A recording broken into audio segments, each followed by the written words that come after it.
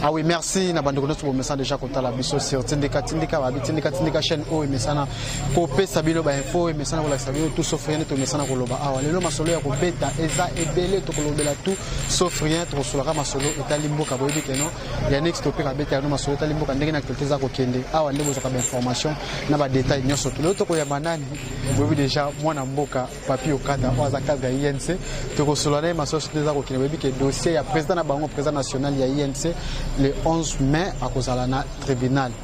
Makamezo qui est ndegeni dossier comme ndegeni. Tout ça déjà ndeko papi okata mbote mwana mboka papi okata. Mbote mingi de kostopira. Boni santé na yope santé ya INC. Santé na ngai ndeko moni wana.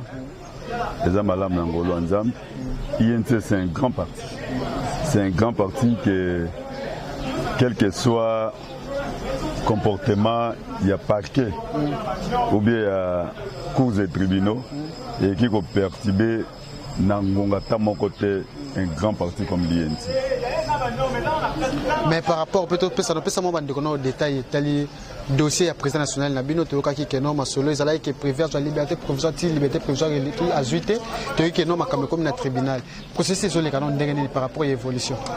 Ce que vous devez savoir 15 jours, il y a parquet et c'est là qui le 26. Ouais. Aujourd'hui, nous sommes le 29, si je ne me trompe pas. Yes. Kamer a commis prisonnier à un individu. A commis prisonnier à un individu dont les droits ne justifient pas sa présence dans la prison. Ouais. À ce qui concerne les libertés provisoires, les alliés droits, il y a inculpé Nyoso. Mais bien mon Bolanda qui ministre de la Justice, tant au sein qui liberté provisoire, alors que aucun inculpé, il y a dossier à 100 jours à qui cause liberté provisoire. Or, DG, il y a Rao Bank, Azali qui peut inculper dans dossier à 100 jours. Après ça, qui bango 3 500 000 $. Pour la caution, on va cotiser 500 000 $ dans la caisse à l'État, 3 millions et continue à libérer la bango. Les gens qui sembleraient être censés, il y a des détourneurs, bangonde commis champion, il y a corruption. Alors nous continuerons et nous ne cesserons pas à dénoncer ce genre de comportement. Il y a justice où ils allaient manipuler par les individus. Alors, Nalingi Lissousou Nabaki Saboye. À ce qui concerne le dossier Vital Kamerhe, Binomoko Boyebi, pourquoi Vital Kamerhe interpellé qui est? Il est allé répondre à une invitation. Directeur du cabinet du chef de l'État qui agit sur l'instruction du chef de l'État. Tango Akei, Basalagi déjà Bakaba Nabango Nyoso, on a déjà eu le temps d'expliquer ce qui s'est passé. Mais dans Katia Babiloko Basambisa il y avait deux griefs. Il y avait les problèmes des médicaments, où il y a des journalistes, na batamite mamabe vous pensez qu'ils sont qui 10 millions de $. Après avoir vous expliqué, vous comprenez que c'est 10 millions et qui 5 millions avec la société Trade Plus. Alors l'État a avancé qu'il y a Trade Plus 65% en bon monaï. Trade Plus a livré que l'État marchandise au grand complet. Deuxième dossier, dossier, il y a maison préfabriquée. Oyo, l'État a signé un contrat na ministre du développement rural Bitakwira. Tu expliques qu'il y a déjà processus négatif, mais Nasuka Boyokoye Baké, ils ont 57 millions pour 1500 maisons préfabriquées. Voilà, Bakangaki Kamerhe m'a payé pour 5 jours. Tu côté ici, tu as mise en liberté provisoire. Baboyi Barobi Bakopé ça a été. Ça qui est 15 jours. Et 15 jours. Et 15 c'est pour la confrontation. Après avoir confronté, il puisait déjà point à Bango. Il y a 15 jours pour la mesure pour confronter. Il fallait confronter. 15 jours ici, Vital Kamerhe continue à être en prison par la volonté des individus. Mais moi, je papier au 4 heures défendre le babou. Est-ce que le président a bien malgré le dossier des autres Congolais déjà tous ça, on a 4 Kinshasa, tout ça, aux appels de la population, peuple congolais a baillé par rapport à la situation que les gens ont Mboka, nous allons les amakasi, bon ils ont monaté bazor mona famille ya président na yo sakana mo azo mwana tike le kiso ki neve ya président na yo azu ba dollar azo ko meseke na mwana babi koto ko loka banesi ba soka ba 10 millions de dollars omuntu ko moka lobike mwana moi ça bo pese 10 millions de dollars pour abala na na Kinshasa. Est-ce que ça normal image ya président na bino Congolais ko lingeli so par rapport à maman so tuana o l'équipe na ba moni ata de justice ko ya ko topira na ko senga tokene na yo na makambo oyo ezali ya droit hein o ba fundi pona nini lelo dossier ba fixé yango lelo ba fixé yango na TGI Gombe nini kolobama parce que soko komi kozwa masolo ya nzela eza malamu te. Vital Kamerhe azalaki président ya Assemblée nationale na 2006. Vital Kamerhe azalaki ministre information na 2003. Vital Kamerhe azalaki secrétaire général ya PPRD. Vital Kamerhe azalaki directeur de campagne à Kabila. Alors, quand lui il était tout ça, bino bozalaki soit na CNZT, soit na village. Vital Kamerhe habitait toujours Gombe. Et Vital Kamerhe, pendant Mobutu, il a travaillé dans 13 ministères, comme directeur de cabinet, comme Dilkaba, comme conseiller, comme chargé d'études. On a 1990, 1980, à côté qui déjà une histoire. Alors qu'on ne doit pas revenir dans la Biloka Bongo. À ce qui concerne Soraya, mais il fallait que le dossier soit un peu plus grand. Tozako senga na justice, bozo ba dossier nyonso bokozwa bocha yango parce que tokendaki na parquet 15 millions ezalaki te. Lelo oyo tokena TGI. Bolongoli même na problème ba kisi pese sur. On a botiki kaka des dossiers, boche détournement na corruption. Détournement ngo premier détournement ezali nini que Kamerhe na Jamal ba détourner 48 millions de dollars aux qui destiné pour la maison préfabriquée.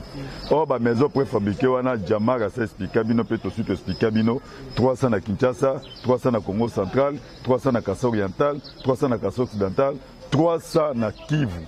Le président de la République a déjà inauguré la ville à Kinshasa. Alors, tout ça, il a détourné quelle maison? Tant que le président a inauguré Banda, il a CP là qui a moni banda ko bien ba militaire ba policier ba sengier alobi ba pesa bango sur 3000 maisons. Na 3000 maisons na tolongwe et pas ya Samibo to signer contrat na Ousmol. Na Ousmol on a l'état avancé qui 2 millions de dollars. Na place à 57 millions. Ba deuxième détournement ba lobby 2 millions wana caméra détourné ango. Or Jamal alobi na avance ba pesa qui est 32 conteneurs. Oui, il y a 90 maisons. Et ça déjà dans le port de Matadi. Au moment où vous devez beaucoup à Jamal. Troisième détournement, il y a Balobi. Kamerhe, qui est 1 100 000 $. Il y a Kofuta, Babiloko et Kangami na port de Zanzibar, na transport nango, Tina Sidi Kivu. Alors, Kamerhe a détourné ango. Qui va travailler qui na Sokok. Jano, au Bakangi wana. Jano a expliqué pourquoi Biloko est traîné qui na Zanzibar et Biloko est déjà dans Nzela so bofungoli ni nekoti. C'est-à-dire tribunal ezanga qui dossier.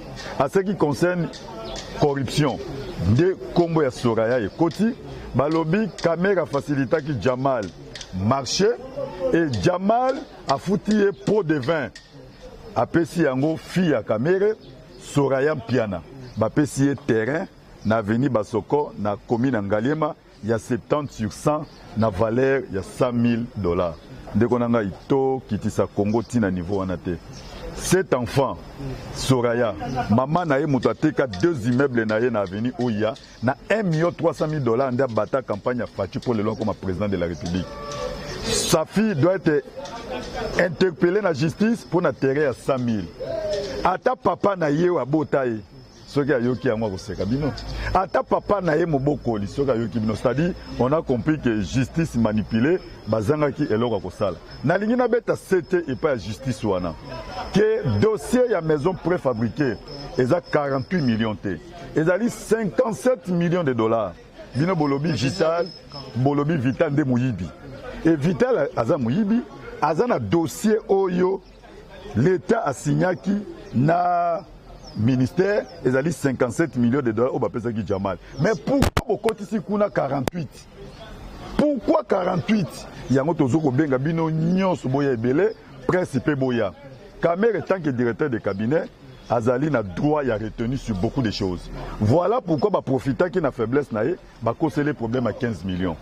Bitoke comme on est au lobby tika to lo balobi no botika. Problème 15 millions de gars na quantité. Mais problème en 15 millions bolobélité. Deuxième problème à basso de moutons. Bino kaka nde boye na marché basso de moutons ngo ba komo tongela bino banda ku partout pour la commission boye qui na s'africaise. Toyebisi kamere toloba aboyi. Et troisième, Yangoyo, et comme moment Oyo Tokoroba. Si lui ne parle pas et que nous avons les documents, nous allons parler. Mais pourquoi Bino vous a insisté na dossier na tribunal les 11 presse Zala basé les cas direct. Bon ceux qui le condamné président na Bino Makambo Bino bozo benga presse. Bon souka. Expliquer que Kamera Zali na prison illégalement. Tant que garder qu'on a fait conforter na batunios besoin qui va preuve tout na bango dossier médicament qui wapi alors baza déjà na plan na bango bazo rêver que ba bongisa Congo bazo rêver qu'à 2023 ba ko 2023 pour na bango pour bazo 2023 il faut ba condamner Kamere. Nous savons déjà ce qui doit se passer quel que soit attaque to na ba preuve nyonso parce que tout ce que Kamere a engagé comme dépense ezali na paraphe ya chef de l'État. Kamere tant que directeur de cabinet il agissait sur l'instruction. Tout ce qu'il a engagé comme dépense ça t'a 1000 francs. Il fallait qu'il y ait paraphe à chef de l'État. Nous allons brader tout ça. Mais comme c'est déjà un vaste et complet, il fallait l'éliminer sur la course pour que ceux qui vont éliminer de 2023 avec ce que vous venez de faire. Justice personne ne peut vous tolérer encore. Les accords politiques, on ne les viole pas. Nulle part, on a déjà traité un allié qui vous a tout donné à ce niveau. Je crois que les Congolais ne sont pas dupes. Mais nous allons dire la vérité. Et le jugement unique. Pour que ça pose na bango mais justice en Zambie et qu'on rattrape bango par rapport à 2023 bino vous allez pressé vous allez baninga mais likanisa mabeza par rapport à 2023 banela ko loba CC 2023 que tozali nanu avant par rapport ya manef bo accompagner muninga be pona ba ndima pe na 2023 ngo omoni ke beloko mais boza na bato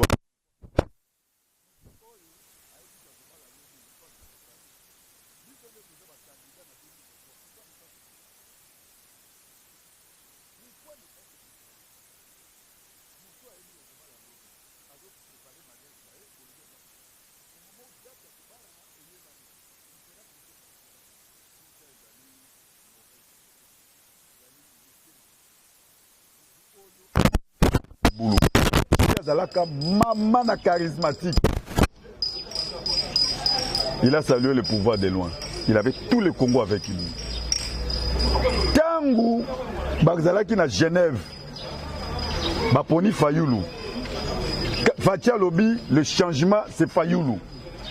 François Mwamba, François Béa, Marcelin Bilomba, Nicolas Kazadi, Peter Kazadi, Vigi Chimanga, Kabundu, Kabuya, Christian Tshisekedi bazalaka wapi. Alors, pourquoi quand ils ont tombé que kaka bango et puis kaka baluba wana ndeba ke ndeko lukaka ba charger caméra. Nous ne sommes pas des tribales, mais ça sonne mal. La dape batu nyonso bazo leka na télévision ko finga caméra kaka baluba, ça sonne mal. Ça ce n'est pas la République du Kassai, c'est la République démocratique du Congo. Fachi a été élu par tout le monde. Sa campagne a commencé à l'est. Arrêtez avec ces comportements. Et puis, bon, je peux jouer Nabino Mabé. Ça sonne mal. Ok, Malé, mais ça déjà entretien un mot par rapport à la nomination du secrétaire général. Tout le monde va dire qu'on va annuler l'ordonnance.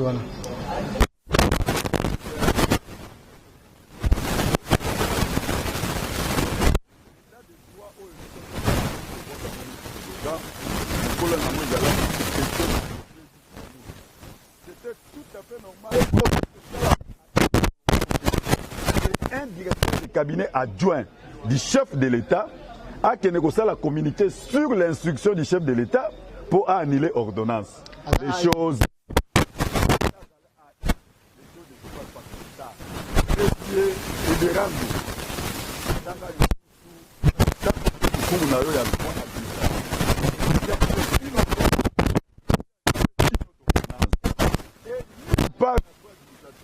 Un directeur de cabinet adjoint peut appeler en ordre un ministre. Nous ne sommes pas dans la République du Canada. Je crois que vous autres, vous avez SRR, mais la qualité, nous avons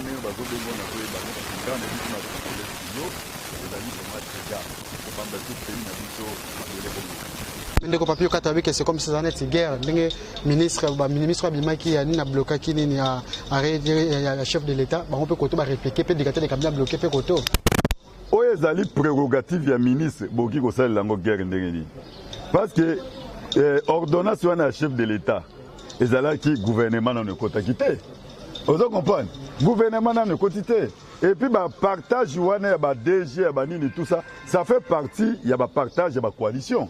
Je crois que nous étions un peu pressés, mais tant que nous avons bah, Ziboé, ceux qui vont nommer, le ministre n'a pas paraffé. Donc, je crois que c'est ça. Alors, ceux qui vont venger par rapport à Yawana est comme une république de bananières. Tous ceux qui sont malais, mais pour nous acheter déjà l'entretien à Bisso, moi, je suis papier au Kata. Lelo oyo coalition ya INC na IDPS ezoke ndenge nini est-ce que côté na bino pe na kati ya mandaté ya entreprise publique boko sope côté na bino normal attendre ba condamner mo bino ba condamner ete ndeko na ngai IDPS etikala kozwa pouvoir te INC etikala kozwa pouvoir te ezali cash. Alors quel que soit ba comportement au bango moko baza ko afficher ça ne peut jamais perturber le cash qui nous a. En tout cas, comme déjà Nasuka, moi, je suis papier entretien par rapport à la situation politique actuelle. Mot de la fin, même INC, diaspora, par rapport à mode de la fin,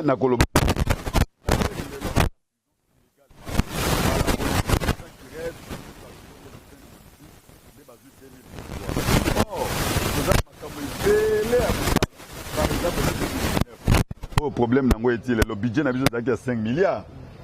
Mais au moins, 100 jours, ils ont 272 millions. Mais maintenant, la promesse que nous avons fait aux Congolais, pour l'année ici, ils ont 10 milliards. Promesse au Tosa qui n'a pas Congolais. Toko Kende Kobimisa en 2023, Bopé Sabiso deuxième mandat pour arrêter qui Kamere. Ils ont dit dissation. Alors, Boya Ebele, na les 11, na TGI Gombe. Toko Fungo la boîte à Pandore. En tout cas, on est là qui maloba ya suka ya ndeko papier okata pour tout ça na entretien. Bon s'abonner toujours na tindika na tikibino malasima maso monsieur ko beta isa. Ciao.